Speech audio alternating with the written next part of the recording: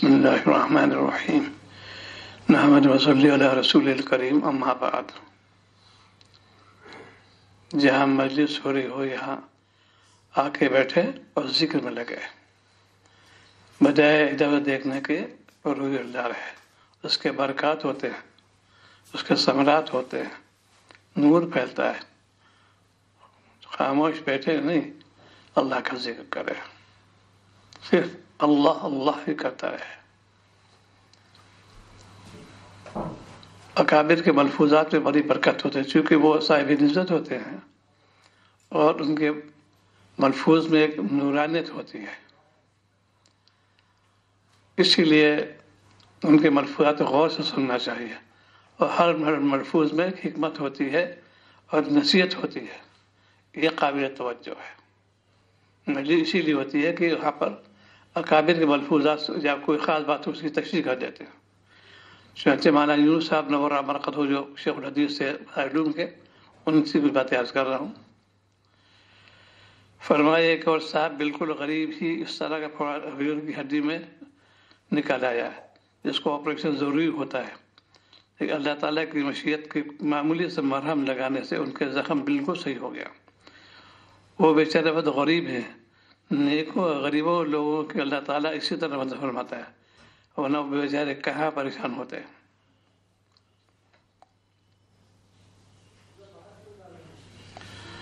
اللہ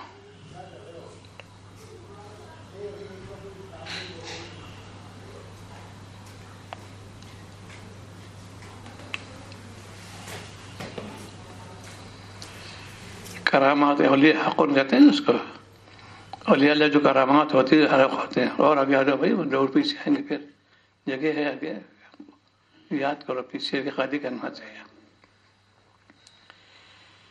ایک مرتبہ پشت پر ریڑھ کی ہڈی میں پھوڑا نکلا، ان کا واقعہ اپنا ہے۔ ڈاکٹر کے کہنے مطابق اس کا آپریشن ضروری تھا، لیکن مولانا یونس صاحب نے انجیکشن یا سوئی کے ذریعے اس کو دبا کر مادہ خارج کر دیا گیا، وہ بالکل صحیح ہو گیا۔ حضرت کو آنکھوں کی چشمے کی ضرورت پیش آئی، لیکن کچھ ہی دن پہ چشمہ لگایا، پھر خود بخود ہی ضرورت ختم ہو گئی۔ حضرت والا صفائی ستھرائی کا بہت لحاظ رکھتے تھے، ان کا بدن بہت چمکتا تھا، بیل تو کبھی نکلتا ہی نہیں تھا، ان کے پسینے میں بدبو نہیں آتی تھی بلکہ خوشبو آتی تھی۔ اس حدیث پاک کے انوار و برکات ہیں، حدیث کا درس دیتے ہیں۔ جو کوئی پاک صاف رہے اس کا بدن بالکل پاک صاف رہتا ہے۔ چنانچہ مولانا شاہ محمد صاحب فتح نور علی مرقد ہو، 2 سال نہائے نہیں۔ جب اس کو غسل میت جب دینے لگے لوگ تو بدن بالکل صاف شفاف، ورنہ کیسے تو عقل و حیران یہاں پر، جو 2 سال نہ نہائے کیا حال ہوگا اس کا۔ خادم فرماتے ہیں پانی گرم کرو میں نہاؤں گا، گرم ہو گیا تو حضرت پانی تیار ہے، اچھا شام کو نہاؤ، پھر شام ہوئی، اچھا کل نہ ہو۔ 2 سال ہو گئے اس طریقے سے ذکر میں لگے۔ اللہ تعالیٰ اس کے بدن سے بدبو ظاہر کر دیتے ہیں، اس کے بدن صاف شفاف ہوتا ہے، اس میں بو نہیں ہوتی ہے۔ یہ سب ذکر کی برکت سے اور تقوی کی برکت سے۔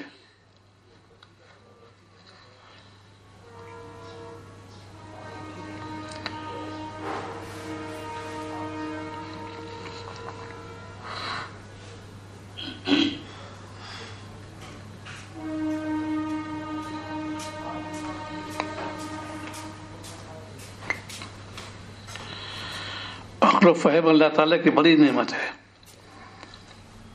عقل و فہم کیسے حاصل ہو؟ فرمایا عقل و فہم اللہ تعالیٰ کی بہت بڑی نعمت ہے۔ حدیث شریف میں اس کے بارے میں ارشاد فرمایا، کسی غلطی پر خیر خادم کو تنبیہ کرتے ہوئے فرمایا عقلاء اور بڑوں کو دیکھ کر کام کرنا چاہیے۔ وہ کیسے کام کرتے ہیں، کس موقع پر انہوں نے کون سا طریقہ اختیار کیا ہے۔ پھر فرمایا عقل 2 طرح کی ہوتی ہے، ایک تو کسبی اور ایک وہبی۔ کسبی کی یہی صورت ہے کہ اہل عقل کو دیکھو، اچھے لوگوں کے صحبت پر رہو، ان کے پاس رہ کر تم بھی عقل مند بن جاؤ گے۔ اور وہبی یہ ہے کہ اللہ تعالیٰ محض اپنے فضل و کرم سے کسی کو عقل سلیم عطا فرما دے اور ہر کام میں وہ عقل کے مطابق ہی کرتا ہو، یہ ان کا فضل ہے، جس کو چاہیں دے، ظاہر فضل من یشاء۔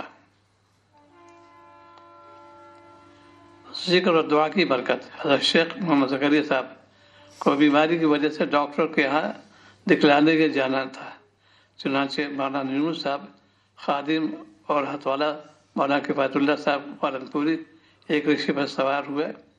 جس ڈاکٹر کو دکھانا تھا وہ اپنے اصول کا بہت پابند تھا۔ اس نے حضرت کو جس وقت بلایا تھا اس سے 2 روز قبل ہی ہم لوگ پہنچ گئے، اس لیے اس نے کہا کہ وقت سے پہلے کیوں آ گئے۔ مریضوں کا ہجوم تھا، بھیڑ بہت تھی۔ حضرت شیخ رحمۃ اللہ علیہ اور مولانا کفایت اللہ صاحب بھی باہر بیٹھ گئے۔ حضرت والا تو ذکر خفی میں مشہور ہو گئے، شیخ زکریا صاحب اور مولانا کفایت اللہ دعا میں لگ گئے۔ تھوڑی دیر بعد فوراً اسود ڈاکٹر نے اندر بلا لیا، بہت اچھی طرح پیش آیا، غور سے دیکھا، فیس بھی نہیں لی۔ مولانا کفایت اللہ صاحب نے اصرار کے ساتھ اس ڈاکٹر کی دلجوئی کے لیے بطور ہدیہ کے 10 روپے عطا فرمایا۔ اس ڈاکٹر بطور توجہ کے رکھ لیے۔ واپسی مولانا نے فرمایا کہ ہم نے اس کو 3 مرتبہ سورہ اخلاص پڑھ کر اثار ثواب کیا ہے۔ حضرت شیخ نے فرمایا یہ تو غیر مسلم ہندو ہے، اس کو اثار ثواب کہاں جائز ہے؟ مولانا نے فرمایا مجھے معلوم نہیں تھا، میں تو اس کو مسلمان سمجھتا تھا۔ پھر مولانا نے حضرت شیخ سے دریافت کیا اب کیا ہونا چاہیے؟ حضرت نے فرمایا چونکہ لا علمی میں کیا اس لیے کوئی مذاقہ نہیں، ورنہ باعث گناہ ہوتا، اس کے لیے تو ہدایت کی دعا کرنا چاہیے تھا۔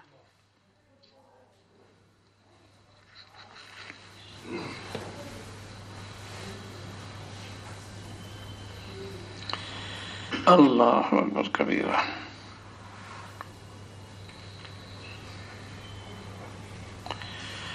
اللہ والوں کی طبیعت میں نرمی اور ان کی تذکیر اور نصیحت کا انداز۔ رمضان شریف کے دوسرے موقع پر ڈاکٹر کے ہاتھ دکھلانے کے لیے حضرت کے ساتھ رکشا پر جانا ہوا۔ اس وقت صرف آخر اور شیخ تھے زکریا صاحب۔ ڈاکٹر کے یہاں جانے ایک دوسرے راستے تھے، ایک راستہ آسان تھا، اس کو چھوڑ کر رکشا والا دوسرے راستے سے لے جا رہا تھا۔ حضرت فرمایا کہ ادھر چلو بھائی، ادھر زیادہ بھیڑ بھی نہیں ہوگی، اس لیے اس راستے پر چڑھائی زیادہ ہے اور میں روزے سے ہوں۔ اس پر حضرت والا بہت متاثر ہوئے، فرمایا جدھر سے تم کو آسانی ادھر چلو۔ واپسی پھر رکشے میں سوار ہوئے۔ رکشہ چلانے والے سے حضرت نے نام پوچھا، اس نے اپنا نام اسلام بتایا۔ حضرت شیخ فرمایا بھائی تمہارا نام تو بہت اچھا ہے، بہت طبیعت خوش ہوئی، روزہ بھی رکھتے ہو یا نہیں؟ اس نے کہا چند روزے رکھے ہیں۔ حضرت والا نے اس کو روزے رکھنے کی ترغیب دی اور بہت اچھے انداز میں نرمی سے اس کو نصیحت فرمائی۔ فرمایا کہ دیکھو بھائی روزہ رکھا کرو اور صرف صبح شام ٹھنڈے ٹھنڈے رکشہ چلا جا کرو، زیادہ محنت کرنے کی ضرورت نہیں، جتنا مقدر میں ہوگا اتنا مل جائے گا اور اللہ تعالیٰ اس پہ برکت نصیب فرمائیں گے۔ عنوان ایک واقعہ شاہ وسیع اللہ صاحب نواللہ ورقدو تشریف لے گئے مشی کے لیے، صبح ہوا خوری کے لیے، سردی کا زمانہ تھا، تو ایک جگہ ڈاکٹر صلی اللہ علیہ وسلم کے تھے خاص جاتے تھے، وہاں روکا انہوں نے جا کے کہا بھائی چائے لو۔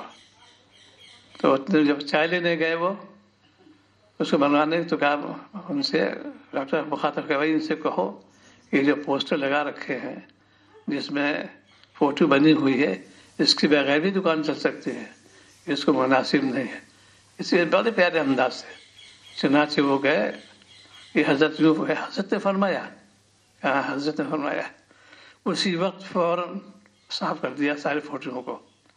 تو حضرت کا دیکھو نہیں منکر کا بھی ایک اصول ہوتا ہے، اس لیے کہتا کہ یہ ایسا ہے ویسا ہے، اس سے فوراً کام شروع کرتا ہے، اللہ والوں کا کلام اثر ہوتا ہے۔ بڑے پیارے انداز سے کہا بھائی اس سے کہہ دو تمہاری چائے بکے گی، اتنے مقدمے میں روزی ملے گی، لیکن اس گناہ سے تم بچ جاؤ گے۔ تو اس نے یہ سوال کیا تھا کہ حضرت نے فرمایا؟ ڈاکٹر صاحب نے ہاں حضرت نے فرمایا۔ بس فوراً اس نے چھری لی اور سب کو جو ہے پوسٹر ہٹا دیا اس میں۔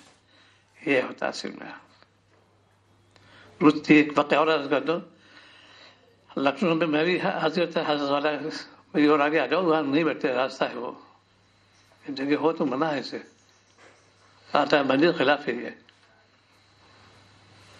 حضرت والا حضرت کے خاص حافظ سے تھے، بہت بڑے رئیس تھے، ان کے نواسے کی بسم اللہ تھی، میں بھی حضرت ساتھ میں، تو وہاں دیکھا جا کے حال کمرہ بہت بڑا کمرہ تھا، تمام جھنڈی ونڈی لگی ہوئی اور بسم اللہ کرائی حضرت والا کو۔ حضرت کے جو برادر نسبتی تھے ڈاکٹر محمود شاہ نور مرقدو، ان کے بڑے گہرے دوست تھے. تو حضرت نے بہت پیارے انداز سے تبلیغ شروع کی. کہنے لگے کہ دیکھو 4 چیزیں ہوتی ہیں، شریعت نے 3 کو تو مباح کیا ہے، کوئی ناجائز منع کیا ہے، یہ نہیں کہ حرام ہے، منع کیا ہے. آرائش، آسائش، زیبائش، اچھی چیز لینا اور عمدہ لگنا، خوبصورت لگنا، یہ منع نہیں. ایک چوتھی چیز ہے نمائش، وہ منع کیا ہے. اور مشکل سے 5 منٹ بیان کیا ہو گیا، 10 منٹ. اتنے میں عصر کا اذان ہو گئی اور ہم لوگ فوراً چلے مسجد. واپس آ کے دیکھا تو ساری جھنڈی انہوں طلب کر دی، اس کو نکال دیا. میز کرسی لگی تھی چائے کے لیے سب ہٹا دی. جیسے کہ شادی خانے میں لڑائی ہو جائے آپس میں، سب چیزیں تتر بتر ہو جائیں، تو ویسے ہی کیا انہوں نے. یہ حضرت والا نے اسی بیان کیا. آرائش، آسائش، زیبائش، 3 چیزیں تو ہیں، یہ ہے نمائش، کوئی فائدہ نہیں. بچہ جو بسم اللہ کہہ رہا تھا شیروانی میں نوٹو ہار پہنے ہوئے تھا، وہ ہٹا دیا اس کو. یہ اللہ والوں کا کلام حاضر ہوتا ہے، کیونکہ اللہ کی رضا کے لیے کہتے ہیں. کوئی جھڑکتا نہیں، کوئی اس سے وہ نہیں کرتا. اسی لیے بھائی جب کوئی ایسا کوئی موقع ہو، بہت نرمی قول لین کیوں اللہ تعالیٰ نے فرمایا سورۃ طٰہٰ کے اندر موسیٰ علیہ السلام جیسے نبی کو. فرعون بادشاہ تھا اور اللہ تعالیٰ خود بھیجے تھے جاؤ تبلیغ کے لیے، لیکن فرمایا قول لین، اس سے نرم گفتگو کرنا. 2 چیزیں یہاں پر ہیں. ایک بادشاہ وقت بھی ہے، وہ اکرام ہونا چاہیے، معمولی آدمی نہیں ہے. قول لین فرمایا، اس سے ہر چیز کا احکام ہوتے ہیں. اس لیے جو تبلیغ کرنا چاہتے ہیں پہلے اصول کو سیکھ لو، اس کو کیسے تبلیغ کریں. جو واقف نہیں، کل ایک صاحب نے تلاوت کر رہے تھے. ایک صاحب آئے، عالم 2 قسم کے ہوتے ہیں، ایک تربیت یافتہ، ایک غیر تربیت یافتہ. انہوں نے کہا کہ اس کو موقوف کر دو، میری بات سنو، یہ بات اہم ہے، یہ تو بعد میں کر دیتا، میں عالم ہوں، خود اپنے زبان سے میں عالم ہوں. اس سے اندازہ ہو کہ وہ غیر تربیت یافتہ تھے.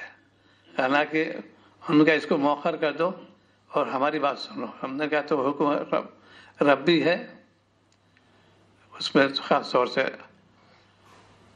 جو اللہ تعالیٰ نے ارشاد فرمایا ہے وما خلقت الجن والانس الا ليعبدون.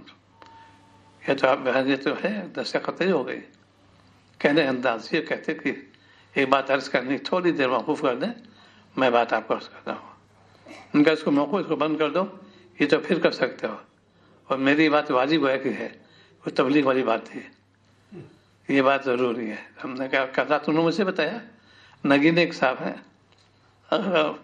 اسی میں نے عرض کیا کہ اور لائن یہاں پر یہ تو اللہ تعالیٰ حکم فرمایا انسان اور جنات کو میں نے پیدا ہے اپنی عبادت کے لیے، اور تلاوت عبادت ہے. یہ ہے کہ اگر تربیت یافتہ ہوتے تو کہتے ہیں میں ایک بات عرض کرنی تھی، آپ 1-2 منٹ اس کو موقوف کر دیں. وہی بات ہے، یہ لیکن تربیت نہیں کی. عالم برا سند ہے، وہ عالم برا عمل نہیں ہے. برا عمل وہ عالم ہے جس کے اندر تربیت اس کی ہو چکی. وہ عالم باعمال بہت سے ملیں گے جو چھوٹ بھائی کراتے ہیں، معلوم نہیں ہے ان کو، چونکہ بس مجھ کو سمجھ مل جاتا کہ مجھ کو عالم کہیں، مولانا صاحب کہیں. یہ ہے گراوٹ والی بات ہوئی.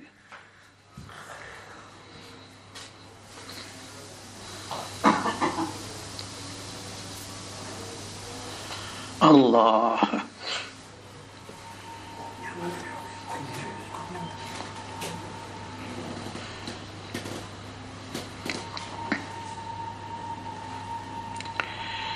نظر لگنا حق ہے، نظر نہ لگنے کی اہم دعا.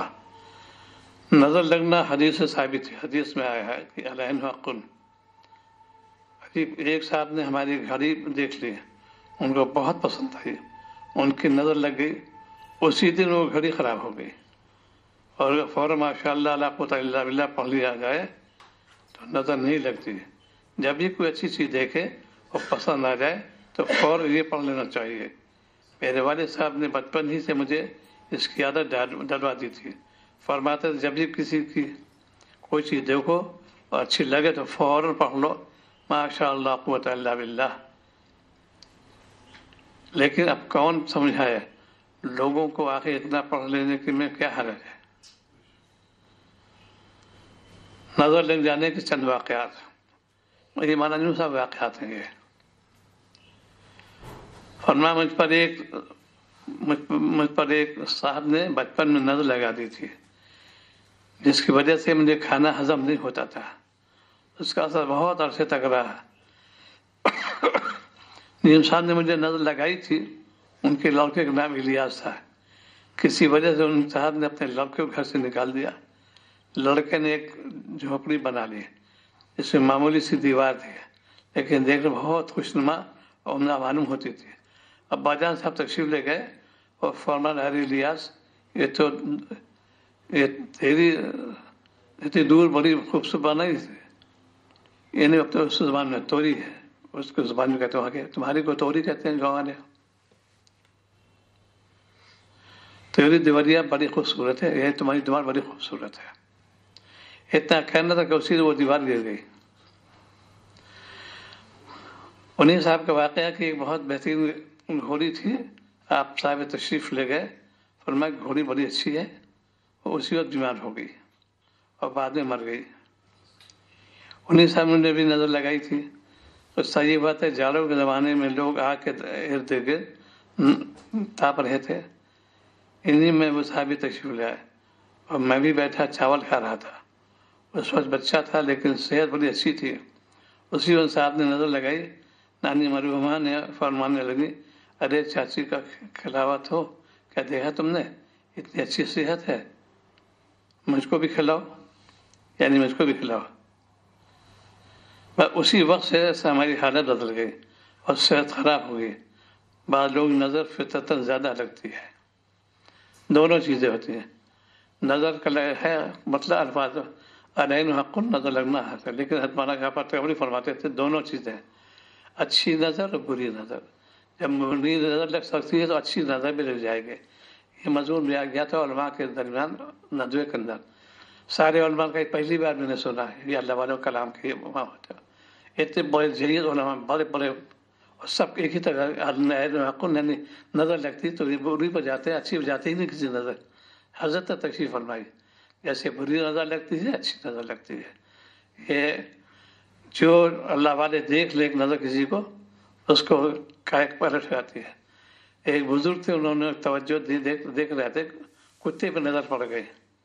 وہ کتا بھی جہاں جاتا سارے کتے پہ سے ارد گرد بیٹھ جاتے تھے، وہ کتوں کا شیخ بن گیا۔ جب کتے پہ اثر ہو سکتا آپ جی کیوں نہیں ہوگا؟ تو دونوں ثابت ہے، اچھی نظر اور بری نظر۔ عام طور پر بری نظر لوگ سمجھتے ہیں کہ بری نظر لگ گئی، اچھی نظر لگتی ہے۔ اللہ والوں کی نظر پڑ گئی، بس کیمیا کا اثر ہوتی ہے، اس کے اندر توجہ پیدا ہوتا ہے، بہت جلدی نظر لگتی ہے اللہ والوں کے۔ لیکن بعض لوگ کہتے ہیں ایک نظر دیکھ لیں کافی ہے۔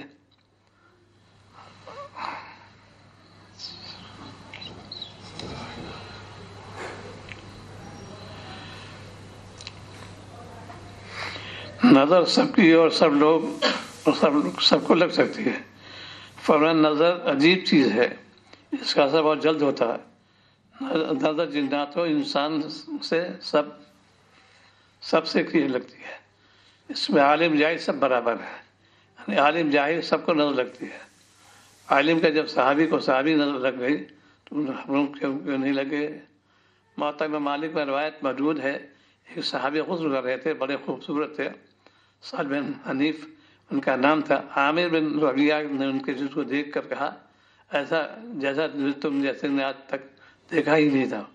اسی وقت ان کے جسم پر ان کی نظر ایسی لگی، فوراً بیمار ہو گئے، چلنے پھرنے کے قابل نہ رہے، سر اٹھانا مشکل ہو گیا۔ رسول اللہ صلی اللہ علیہ وسلم نے اس کو اطلاع دی گئی، آپ نے ان کو علاج فرمایا۔ آپ نے عامر بن ربیعہ سے ارشاد فرمایا، تم نے ماشاء اللہ قوت الا باللہ کیوں نہیں کہہ لیا تھا؟ اللہ، مقروض شخص کا ہدیہ نہیں لوں گا۔ ایک صاحب شربت الروح کی بوتل ہدیے میں لینے کے لیے لائے اور حضرت کی خدمت پیش کرنا چاہا تو فرمایا نہیں لوں گا، مجھے معلوم ہوا ہے تم مقروض ہو، تمہارا ہدیہ کس طرح لے لوں؟ پھر ان صاحب نے کہا کہ نہیں حضرت، میں مقروض نہیں ہوں۔ جب حضرت نے قبول فرما لیا۔ فائدہ شرعی حکم یہی ہے کہ مقروض شخص کو اپنے قرض ادا کرنے کی فکر میں پہلے کرنا چاہیے۔ قرض نہ دے، دعوتوں اور ہدیوں میں پیسہ خرچ کرنا ممنوع ہے۔ ایک صاحب ابھی حال میں بھی حاضر سفر میں ہوئی تھی، جدہ میں ہے، انہوں نے ہم نے جب ترغیب دی تھی ماشاء اللہ بہت کام ہوا اس پر کہ جو چیز ملے تنخواہ یا جو ہو اس میں سے 2.5% نکالو کار خیر کے نام سے، تاکہ یہ برکت بھی ہوتی ہے۔ میں نے اپنے تجربہ بتا دیا، اس سے پتہ نہیں چلے کسی کو 100 روپے تنخواہ ہے، اسے 2.5 روپے نکال دیے کار خیر کے نام سے، 97.5 ہے، وہ جمع کر لو ہوتے بعد میں انہوں نے کہا کہ ہم اپنے صاحب کی احانت کرنا چاہتے ہیں، کیا اس میں دے سکتے ہیں؟ اس وقت تو میں نے کہا کہ ہاں، اور ہے مقروض۔ اب جب بھی فون انشاءاللہ آئے گا، مجھے یاد ہے کہ اس پہلے کہ میں نے غلطی کی، مجھے واقف نہیں تھا اس معنی میں کہ تم مقروض ہو، پہلے ایک پیسہ لے کر تم نے ادھر ادھر دیا، کسی احانت کی، تم گنہگار ہو جاؤ گے۔ پہلے قرض ادا کرو، احانت تو بات ہوتی ہو، تم الگ چیز ہے، پہلے قرض ادا کرو، اس کے بعد پھر انہوں نے بیچارے حالانکہ ثواب کی نیت سے کہ اپنے مریض کی مدد کرنا چاہتے ہیں، ٹھیک ہے کر سکتے ہو، لیکن جب قرض نہ ہو، ان کے وہ مقروض بھی ہیں۔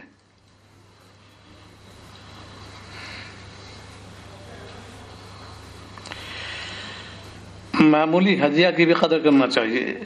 ایک بزرگ کا حال فرمایا، بزرگ ان کے پاس جب کوئی ہدیہ لاتا تو کوئی بھی نعمت آتی وہ کتنی معمولی ہو، اس پر اللہ کا شکر ادا کرتے، اللہ میرے پاس آپ ہی نے اس کو بھیجا ہے، اور فرماتے تھے الحمدللہ ہر طرح تجدید تعلق میں اللہ نصیب ہوتا ہے، یعنی اللہ تعالیٰ سے تعلق میں اضافہ ہوتا ہے اور خوشی ہوتی ہے، اس کا شکر ادا کرنے کو جی چاہتا ہے، اسی کو تجدید تعلق میں اللہ کے سے تعبیر فرمایا، چاہے چھوٹا ہدیہ ہو یا بڑا، اے اللہ آپ نے مجھے دیا، اسی لیے جس عمل کیا، اور دینے میں یہ ہے، اکثر واقع ہوتے رہتے ہیں، دینے کے بعد جو دینے والا اس نے کہا اللہ انہوں نے مجھے دیا، آپ اس کو دگنا عطا فرمائیے، آپ کے خزانے میں بہت کچھ ہے، دگنا عطا فرمائیے۔ دعا بھی ہو گئی اور شکر بھی ادا ہو گیا، اللہ نے بھیجا ہے۔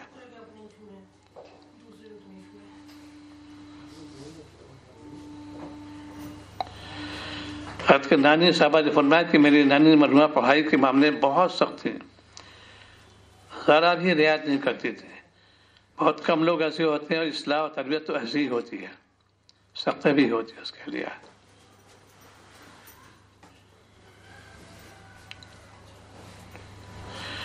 اختلاف برا نہیں، مخالفت مذموم ہے۔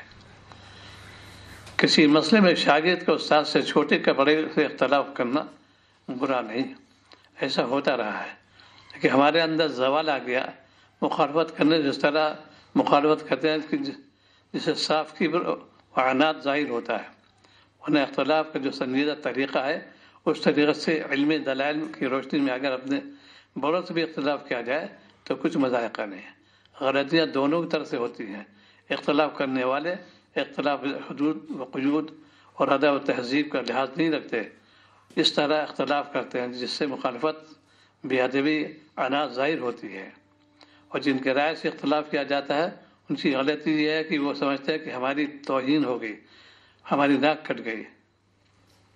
حضرت مولانا حلیمہ صاحب نور اللہ مرقدہ کے کسی نے کوئی مسئلہ دریافت کیا، آپ نے صاف صاف فرمایا اس مسئلے میں میری رائے یہ ہے، مانا یہ ہے صاحب کہ رائے اس سے مختلف ہے، وہاں بیٹھے ہیں ان سے جا کر دریافت کر لو۔ حضرت مولانا یہ صاحب رحمۃ اللہ علیہ، مولانا خلیل رحمۃ اللہ صاحب کے مرید اور خلیفہ ہیں، دیکھیے یہ ہے تواضع اور انصاف پسندی کی، مرید اور خلیفہ اپنے شیخ سے اختلاف کر رہا ہے اور شیخ کے قلب میں ذرا بھی قدورت نہیں ہے۔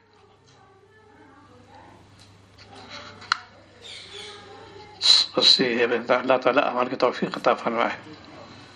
اللهم صل على سيدنا وعلى سيدنا محمد، اللهم انا نحب افعالنا ظلمت نفسي ظلما كثيرا لا يغفر اغفر لي مقرنا فور